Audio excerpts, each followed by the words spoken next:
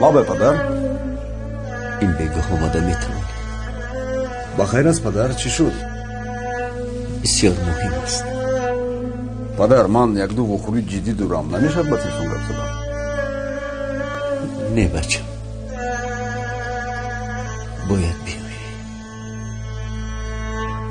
من انتظار.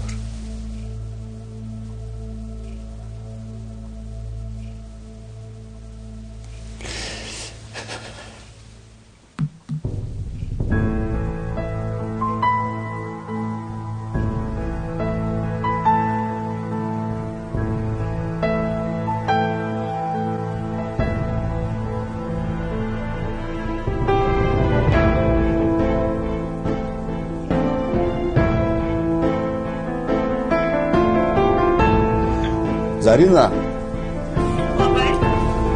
همه وخوری ما رو به فردا گذارید. یک گالوب کن.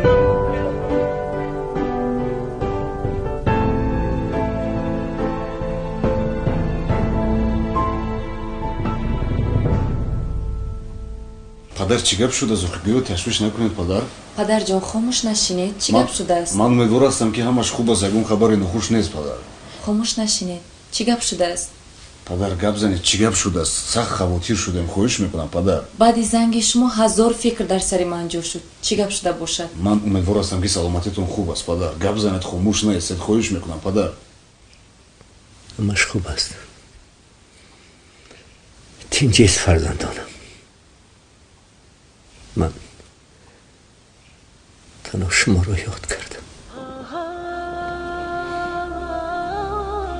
یاد کردم فرزندان، یاد کردم.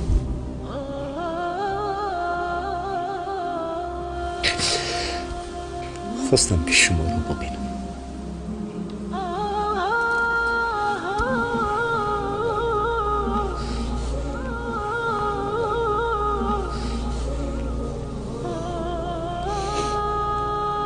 تنهایش نگذار، تنها نمیمانی.